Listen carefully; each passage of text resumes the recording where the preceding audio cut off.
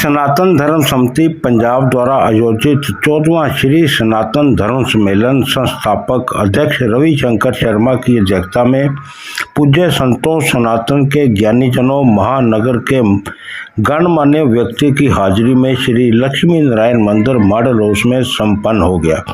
सनातन धर्म सम्मेलन में पूज्य संतों ने सत्य सनातन धर्म पर रोशनी डालते हुए कहा कि यह सनातन धर्म है जिसका कोई स्थापना दिवस नहीं मनाया जाता, क्योंकि इसका कोई प्रमाण नहीं कि कब सनातन धर्म की स्थापना हुई।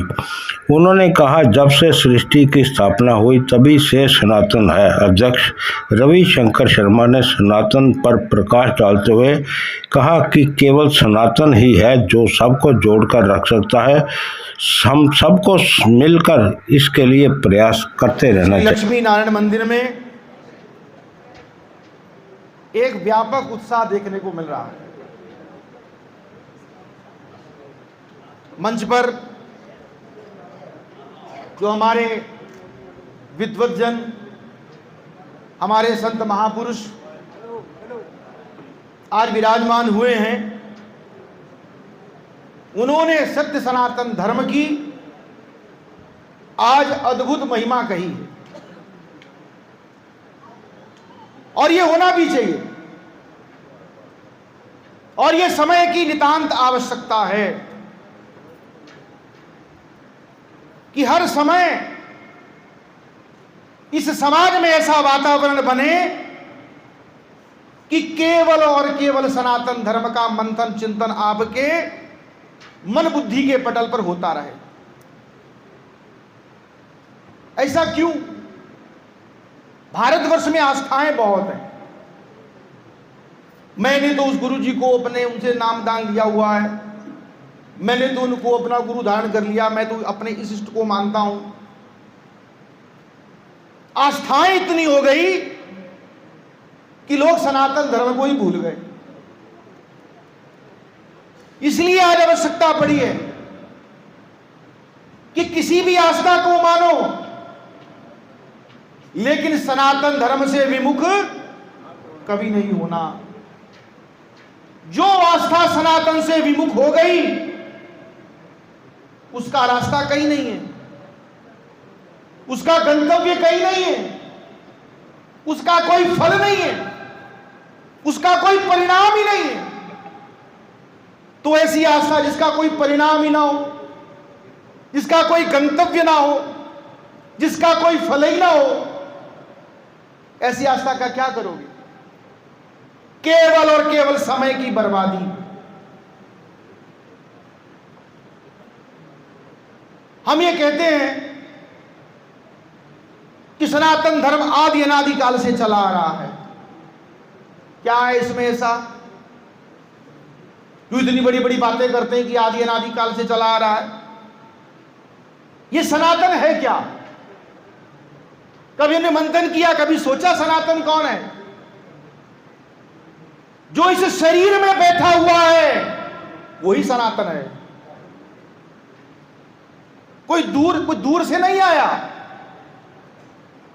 इस शरीर में कौन बैठा है? इस शरीर में बैठी है आत्मा, और उस आत्मा को ही सनातन कहा है।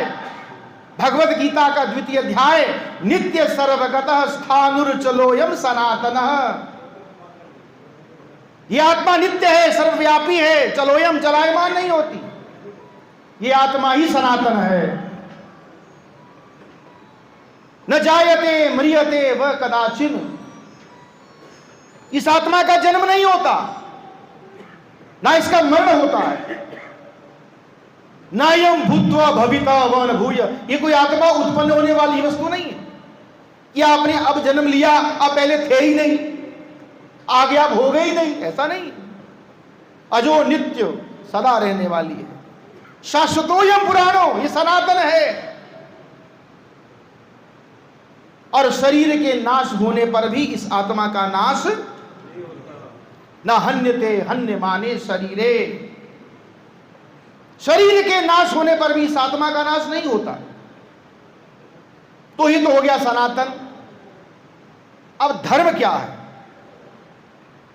हमारे धर्म ग्रंथों में, धर्म ग्रंथ कौन कौन से? हमारे वेद, हमारे पुराण, हमारे उपनिषद, हमारी रामचरितमानस, हमारी रामायण, भगवत गीता, महाभारत, हमारे धर्म ग्रंथों में जिन सदकर्मों का, सदकर्म मायने मानवीय कल्याण के लिए जिन कर्मों का विधान किया गया है वो धर्म है, और जिनका निषेध किया गया है वो अधर्म है। सीधी सी बात है। हम कई बार बड़े बड़े विश्लेषण करते हैं, समझ कुछ नहीं आता। सब कुछ सनातन धर्म के अंदर होता है और सनातन का अर्थ किसी को पता नहीं।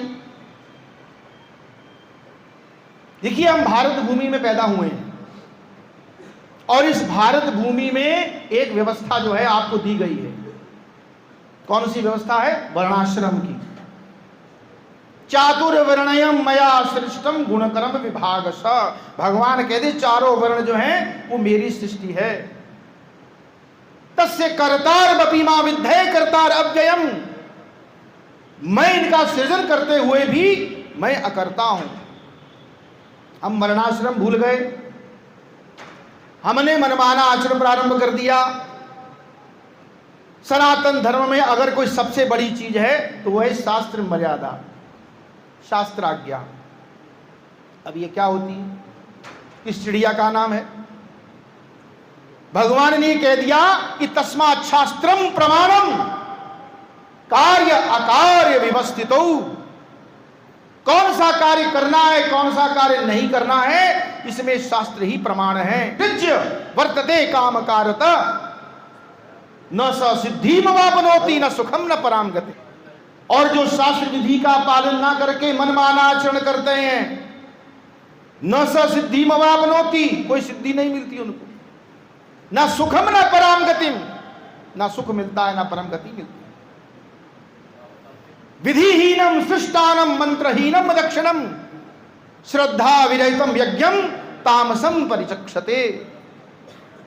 यज्ञ करते हैं बिना शास्त्र मर्यादा के, बिना मंत्रों के, बिना दक्षिणा के। अब पंडित जी बैठे हुए हैं, यज्ञ में जाएंगे,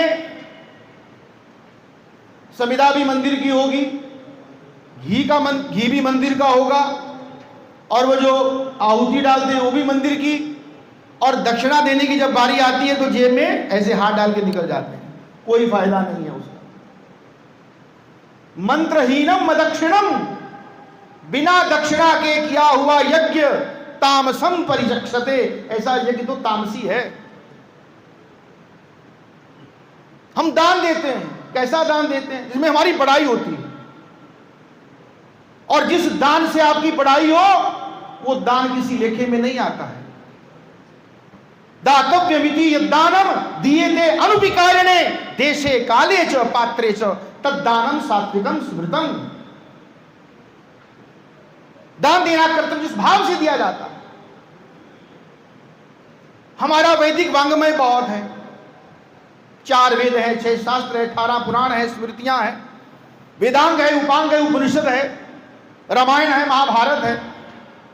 सबके मन में यही रहता है कि इतने ग्रंथ को पढ़ा कैसे जाए। मान लीजिए कोई पढ़ भी ले तो उसका निचोड़ क्या है, उसका सार क्या है?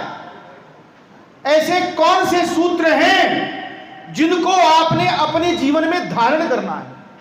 कभी ये सोचा है? अभी पूर्व के वक्ता कह रहे थे कि सनातन धर्म ही ऐसा धर्म है जिससे आपका लोक और परलोक दोनों सुधरने वाले हैं। अब परलोक सुधरेगा कि नहीं, इसके बारे में कुछ कहना ठीक नहीं। कारण क्या है? क्योंकि सनातन को हमने समझा ही नहीं। अर्जुन ने बुद्धिमता की। मैं आपको छोटा सा प्रसंग बताता हूं, सुना सबने। महाभारत का युद्ध प्रारंभ होने वाला था।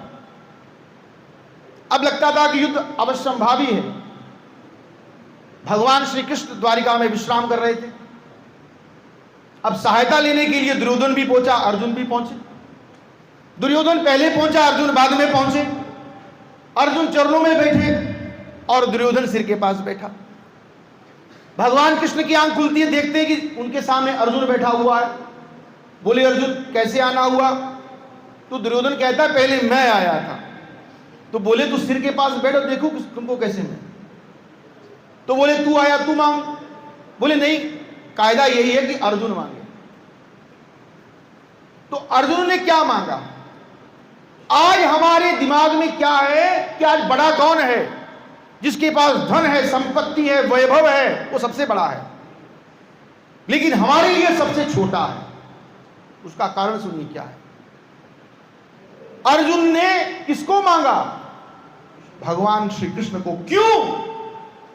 क्योंकि अर्जुन जानते थे कि बिना मार्गदर्शन के मैं इतना बड़ा युद्ध कभी भी जीत नहीं सकता।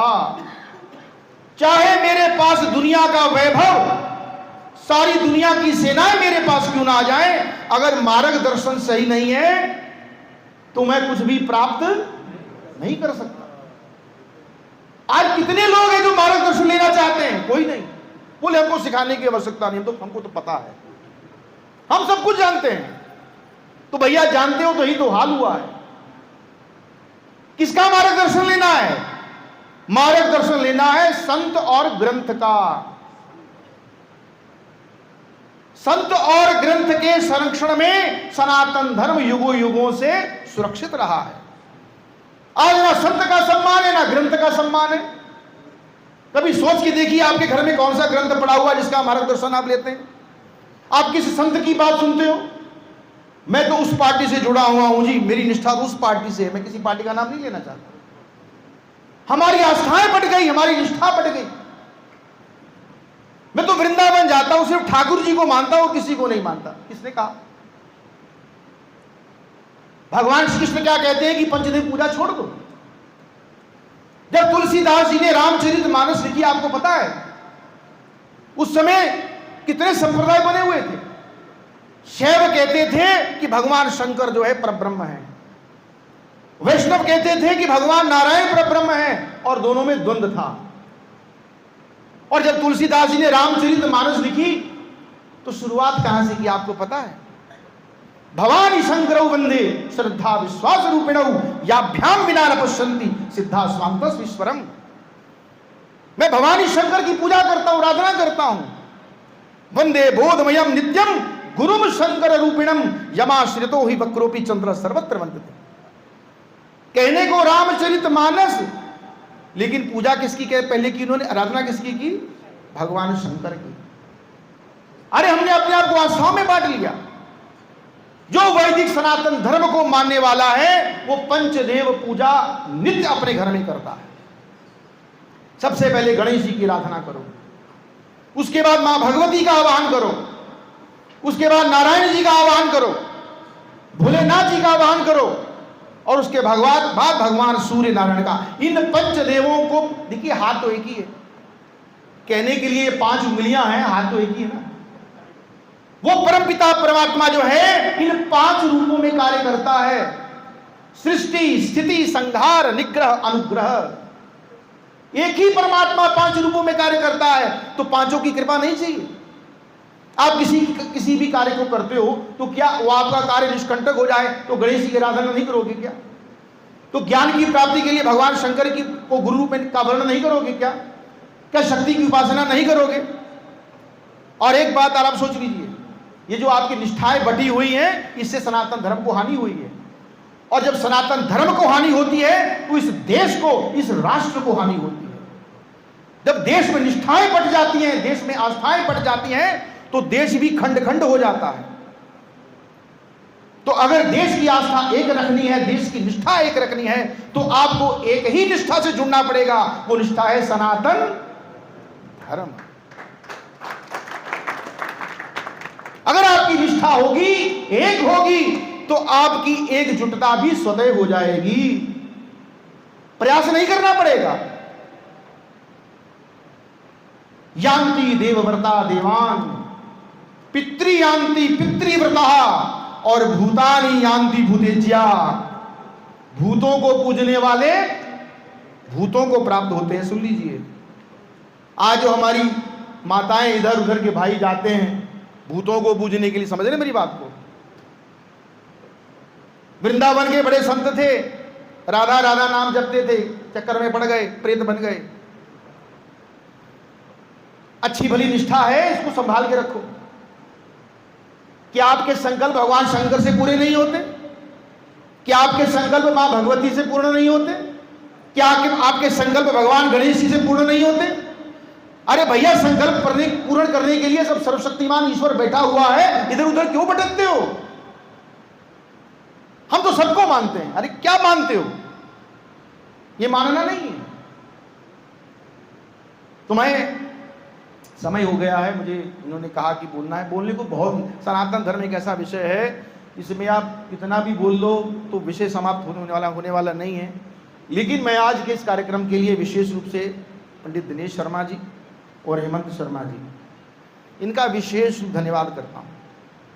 स्थान प्रदान किया, और हेमंत जी ने तो आज पूरा क्षेत्र ही इकट्ठा कर दिया। खुशी होती है कि मैं तो इनको युवा ही मानता हूँ, और युवा हैं, कि इन्होंने इतनी लगन से आज सबको इकट्ठा किया है कि आज मेरे क्षेत्र में सनातन धर्म जो है गूंजना चाहिए, सनातन धर्म की महिमा से सबको अवगत होना चाहिए। आज हमको कुछ पता है तभी तो बच्चों को कुछ बताएंगे। आज हमें कुछ ज्ञान नहीं, ये जो ज्ञान परंपरा है अगर चली तो हमारे पास पहुंची। वेद जो है अनादि है, वेद सनातन है सृष्टि के आदि काल से। तो सृष्टि के आदि काल से जो चीज थी वो आज भी हमारे बीच में है। कैसे है?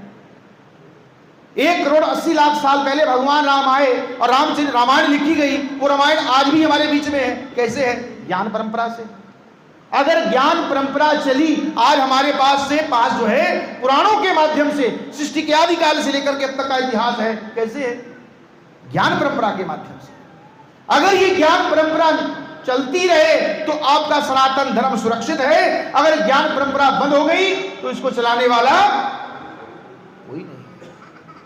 तो मैं अधिक ना कहते हुए आपके संयम का मैं बहुत आभारी हूं, साधुवाद देता हूं कि आपने इतना समय यहाँ बैठे सुना। इतना ही बहुत होता है। सनातन धर्म का अंश ही मिल जाए तो समझ लीजिए कि आपका कल्याण है। बस अपनी आस्था को इधर उधर नहीं लेके जाइएगा। बस आपसे यही प्रार्थना है कि अपने वैदिक सनातन धर्म पर, जिस धर्म की रक्षा के लिए हमारे ऋषि मुनियों ने अपने जीवन को खपा दिया, हमारे गुरुओं ने अपने जीवन को लगा दिया, उस सनातन धर्म को हम अपने घरों में लेकर के जाएं, उसकी प्रतिष्ठा करें। इन्हीं शब्दों के साथ आप सबका बहुत बहुत धन्यवाद। बोलिए सत्य सनातन धर्म की,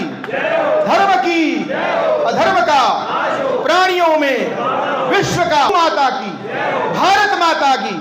जो बोले सो निर्भय, सत्य सनातन धर्म की।